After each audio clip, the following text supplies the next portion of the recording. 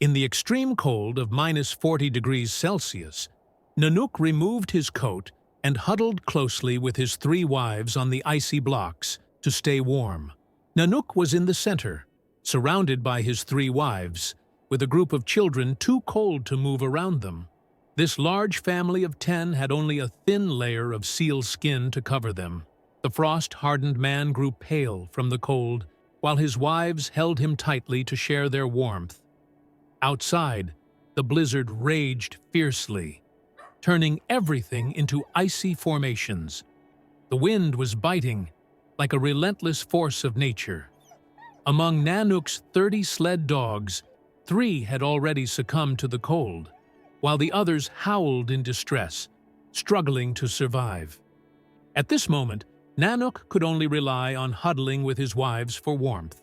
Fortunately, the icy mist sealed them in, and the family managed to survive by staying close together. Suddenly, he heard the distressed cries of the dogs outside. Sensing something was wrong, he rushed to put on his shoes.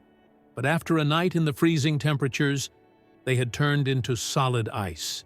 His wife quickly softened them by biting into them, a task she had performed for over a decade.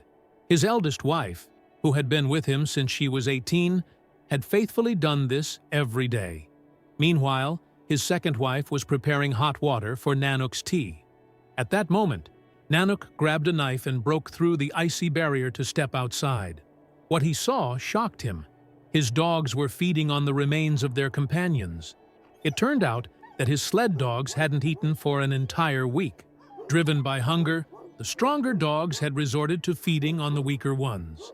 The remaining dogs, who hadn't gotten any food, whined in distress. Furious, Nanook grabbed a whip and disciplined the sled dogs, reminding them that such behavior was unacceptable. The dogs yelped in pain, but deep down, Nanook knew this tragedy was his fault. He hadn't caught enough prey, leaving them to starve. Filled with guilt, he stopped his punishment, realizing that the only solution was to find food as soon as possible to save his family and dogs. Thus, he ventured alone into the desolate land, searching for any signs of prey. Back at home, Nanook's wives were in a panic. They quickly picked up their son from the bedding. The dense ice mist inside the igloo had raised the temperature to -20 degrees Celsius, which was unusually warm for the child, putting him at risk of overheating. The mother quickly used saliva to cool the child's body. In Inuit culture, children often do not wear clothes after birth. They are only wrapped in hats for warmth when the cold becomes unbearable.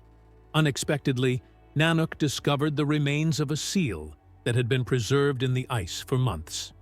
Finally, his family had food. Although the seal's intestines had not been cleaned, certain parts were considered a delicacy by his wives.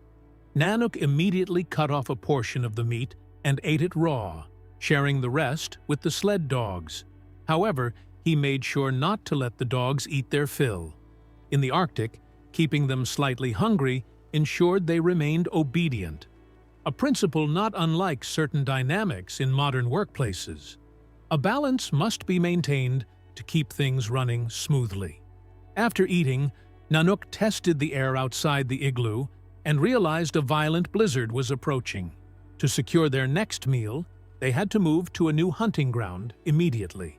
Nanook retrieved the sled from the igloo, but after a night in the cold, it had frozen solid. Using hot water prepared by his wives, he thawed the sled, demonstrating the ingenuity of the Inuit people. His 3 wives quickly packed their belongings, and after an hour of preparation, they realized their entire family's only possession was a thin piece of seal skin. Then, Nanook hitched the sled, and with his family aboard, they set off into the vast, icy wilderness in search of survival. In this desolate and uninhabited land, only Nanook's family remained. As expected, 3 hours later, after traveling more than 20 kilometers, the sky began to howl with a violent blizzard. With his experience, Nanook knew that in just 10 minutes, this storm could freeze them solid. They had to build an igloo immediately for shelter. However, constructing an igloo in 10 minutes was nearly impossible. They had to find a temporary windbreak instead. Nanook quickly made a decision, judging that there must be a known shelter used by previous hunters nearby. Sure enough, when they arrived, there was an old, broken igloo. The family quickly rushed inside to escape the incoming blizzard. A single seal skin was all the belongings Nanook's family had. His eldest wife spread it on the ice bed, but in less than 10 minutes, thick layers of ice had formed on the child's body. The mother quickly grabbed a shovel to scrape the ice away. Meanwhile, Nanook left the sled dogs outside. They were not allowed into the igloo. He then entered the shelter himself, his body covered in a thick layer of ice. Grabbing a bone knife, he kept tapping at the ice on his body to break it off. But he wasn't finished. He still had to build a separate igloo for the puppies. Sled dogs were their only mode of transportation in the Arctic, so Nanook had to take care of them and ensure they felt at home. However, once these puppies grew up, they would no longer be allowed inside.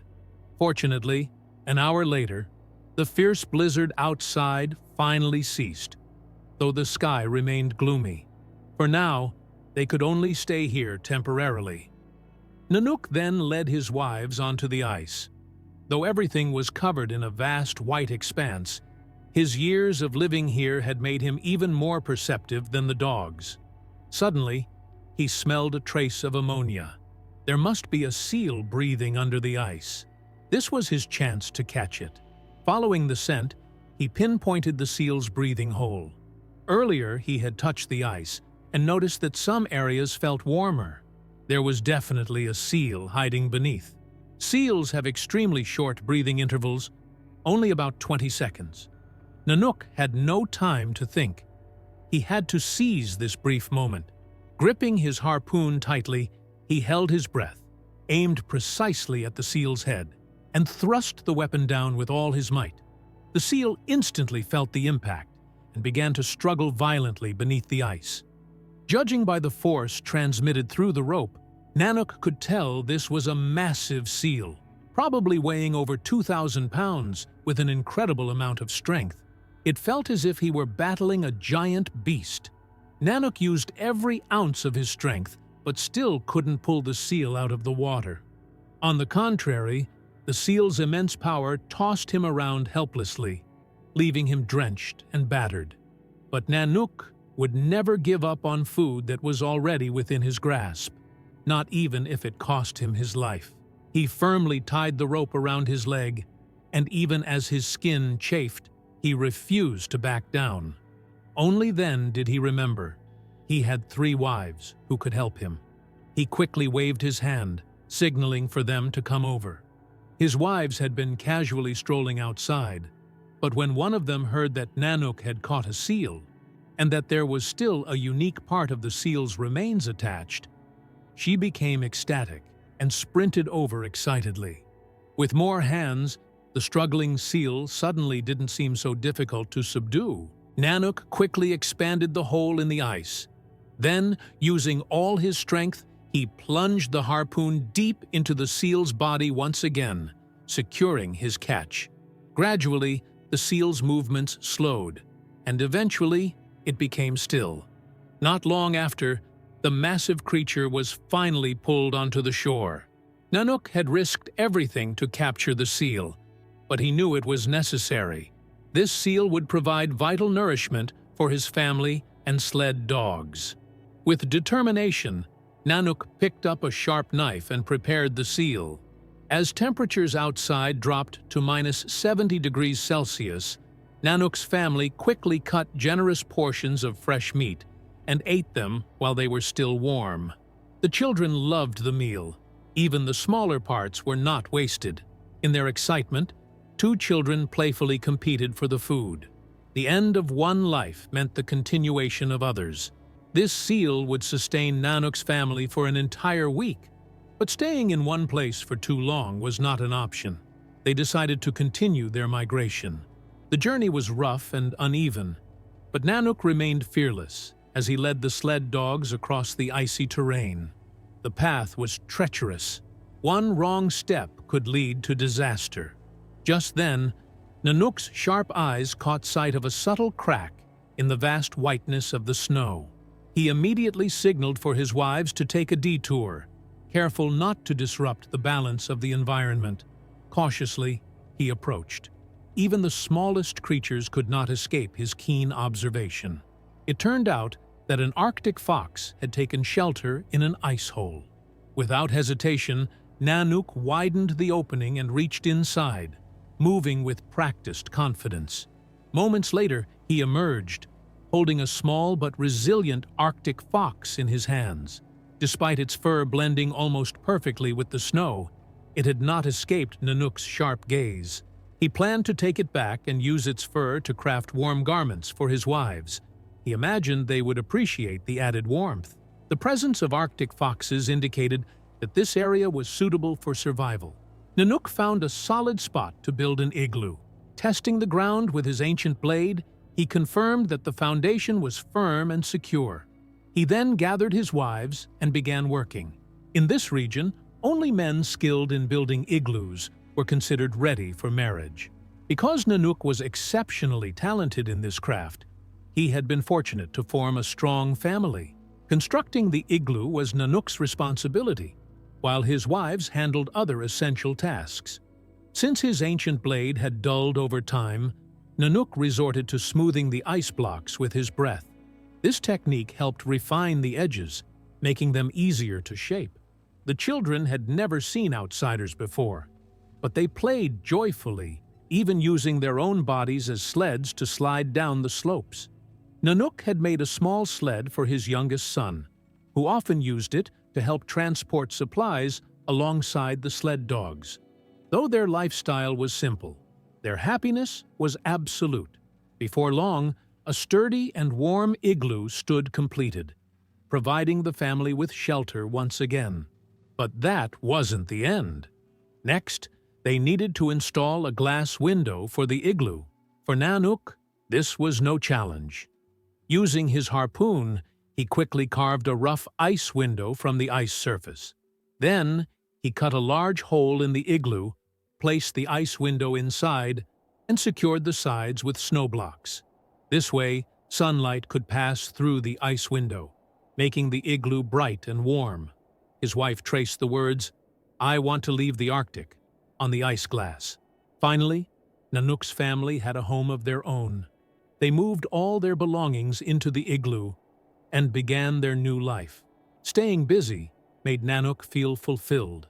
Even after finishing all the work, he refused to let himself rest. He took on the role of a teacher, passing down essential survival skills to his sons. The children had no formal schooling. Their education came through learning how to live off the land. Nanook built a polar bear model and had his sons practice aiming at it with a bow and arrows. As the seasons changed, winter faded and spring arrived. Nanook's family continued to train and refine their abilities. However, as the ice on the sea began melting rapidly, hunting seals became increasingly difficult. So, Nanook led his family to an area where the ice was beginning to thaw. Today, he planned to go fishing to provide food for his family. Despite the floating ice making conditions unpredictable, Nanook's experience allowed him to skillfully navigate the terrain. Before long, he found a suitable fishing spot. With no bait available, he came up with an ingenious solution. He used his own fallen tooth as bait, letting it drift in the water like a small fish. The hungry salmon quickly gathered, and Nanook seized the moment. Using a hooked harpoon, he skillfully caught them one by one. To prevent the salmon from escaping, he secured a large 20-pound fish with his teeth, ensuring it wouldn't slip away. There was no doubt, the Inuit people were incredibly resilient and resourceful. Nanook didn't plan to take all the salmon. He deliberately left some behind to maintain balance in nature. Meanwhile, his wife reeled in an enormous fish that weighed over 100 pounds. Nanook struggled to lift it, making his wife laugh at him. Before long, Nanook had caught plenty of fish and hurried back home. As winter gradually faded and spring approached, a group of hunters suddenly appeared, paddling their kayaks swiftly across the sea. Word had spread that walruses had been spotted. At that moment, Nanook was inside the igloo playing a game with his 3 wives. He hadn't even finished when he immediately ran outside. His 3 wives helped carry his kayak. They couldn't afford to miss this rare hunting opportunity. Even the children ran out to watch the excitement. Nanook quickly jumped into his kayak and paddled rapidly toward the horizon. This seemingly bold move carried great risk. One small mistake could send him plunging into the freezing sea. Yet, thanks to his exceptional kayaking skills, Nanook soon caught up with the other hunters and surged ahead.